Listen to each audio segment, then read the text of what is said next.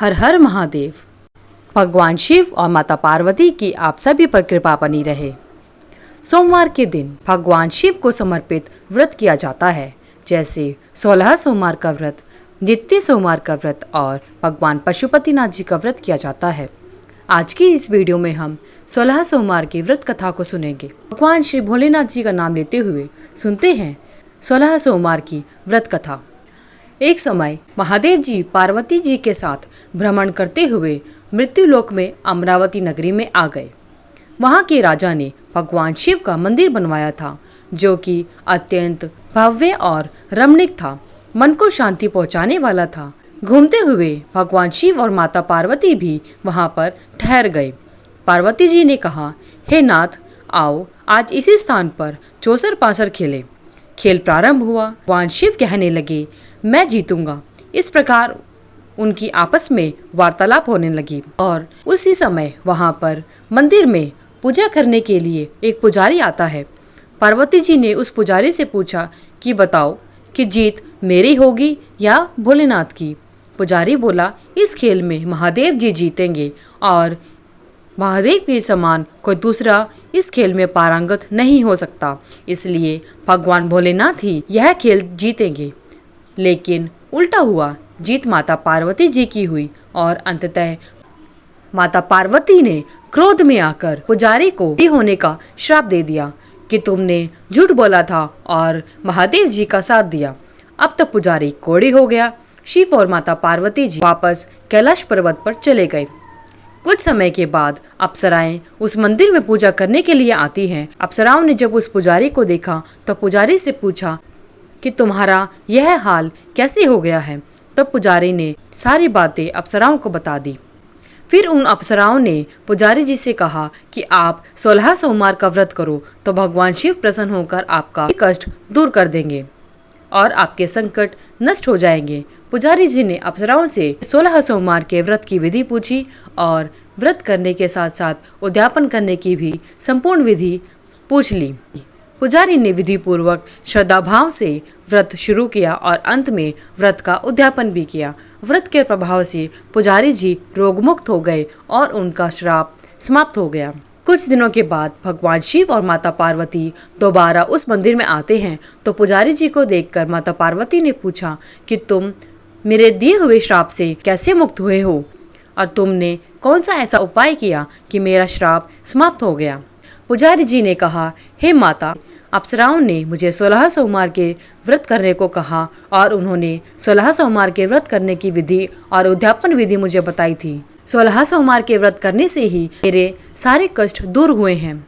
पार्वती जी ने सोचा, क्यों ना मैं भी पुजारी की तरह 16 सोमवार का व्रत करूं, मेरा पुत्र कार्तिकेय भी मुझसे प्रसन्न हो, आज्ञाकारी बन जाए। पार्वती जी ने भी 16 सोमवार का व्रत किया, जिससे उनसे रूठे हुए कार्तिकेय जी भी अपनी माता से प्रसन्न होकर आज्ञाकारी बन गए। कार्तिकेय जी ने अपनी माता से पूछा, हे माता, क्या कारण है कि मेरा मन सदा आपके चरणों में लगा रहता है। माता पार्वती ने कहा कि पुत्र, मैंने 16 सोमवार के व्रत किए थे और इसी वजह से तुम मेरे अति प्रिय हो गए हो। उसके बाद माता पार्वती जी ने कार्तिकेय को 16 सोमवार के व्रत का महत्व और विधि बताई। तब कार्तिकेय जी ने भी इस व्रत को किया तो उनका बिछड़ा हुआ मित्र मिल गया। अब मित्र ने भी कार्तिकेय जी से पूछकर 16 सोमवार का व्रत किया और अपने विवाह होने की इच्छा से किया। उसके बाद वह विदेश गया। वहाँ के राजा की कन्या का स्वयंवर था।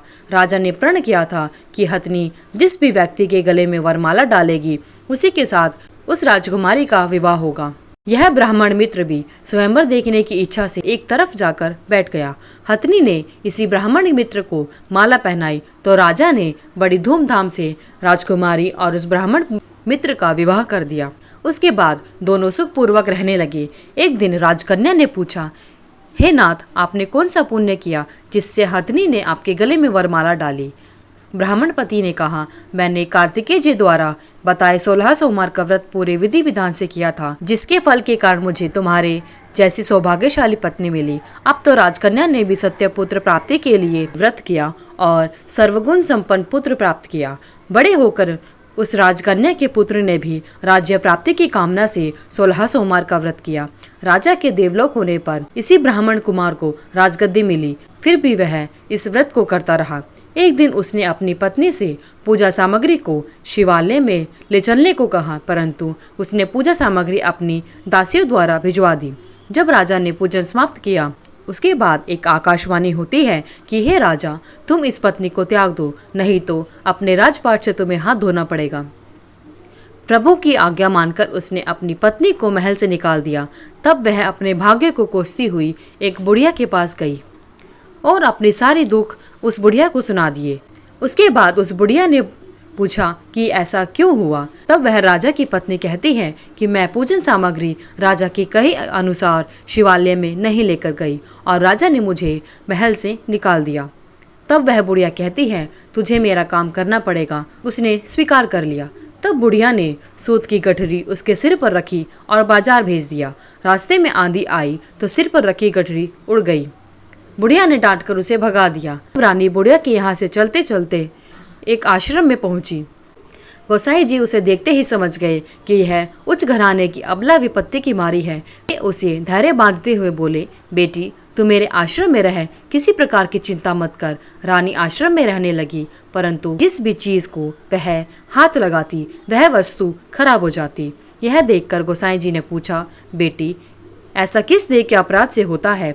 तब रानी ने बताया कि मैंने अपने पति की आज्ञा का उल्लंघन किया और उनके कहे अनुसार शिवालय में पूजन की सामग्री नहीं लेकर गई और न ही मैं पूजन के लिए गई। इससे मुझे घोर कष्ट उठाने पड़ रहे हैं। गोसाई जी ने शिव जी से उसकी कुशलता के लिए प्रार्थना की और कहा, बेटी तुम 16 सोमवार का व्रत विधि विधान से करो। व्रत के प्रभाव से राजा को रानी की याद आई और दूतों को उसकी खोज में भेजा। आश्रम में रानी को देख राजा के दूतों ने राजा को जाकर बताया। तब राजा ने वहां जाकर गोसाई जी से कहा कि हे महाराज, यह मेरी पत्नी है, मैंने इसका परित्याग कर दिया था, कृपया इसे मेरे साथ जाने की आज्ञा दे। शिव जी की कृपा से प्रतिवर्ष 16 सोमवार का व्रत करते हुए वे आनंद से रहने लगे और अंत में शिवलोक को गए। माता पार्वती की जय। कथा सुनने के पश्चात भगवान शिव की आरती अवश्य करनी चाहिए और प्रसाद का वितरण भी अपने सगे संबंधियों को अवश्य करना चाहिए। भगवान शिव और माता पार्वती की आप सभी पर कृपा बने रहे। हे भगवान शिव, जिस प्रकार आपने अपने भक्तों पर कृपा बनाई, उसी प्रकार 16 सोमवार के व्रत को करने वाले और 16 सोमवार की व्रत कथा को सुनने वाले सभी पर अपनी कृपा बनाए रखना। धन्यवाद। अगर आपको वीडियो अच्छी लगी तो वीडियो को लाइक करें, शेयर करें, चैनल को सब्सक्राइब करके बेल आइकन को जरूर प्रेस करें ताकि आगे आने वाली सभी वीडियोस की नोटिफिकेशन आप तक समय से पहुंचते रहे। साथ ही कमेंट बॉक्स में हर हर महादेव लिखना ना भूलें। आपका दिन मंगलमय हो।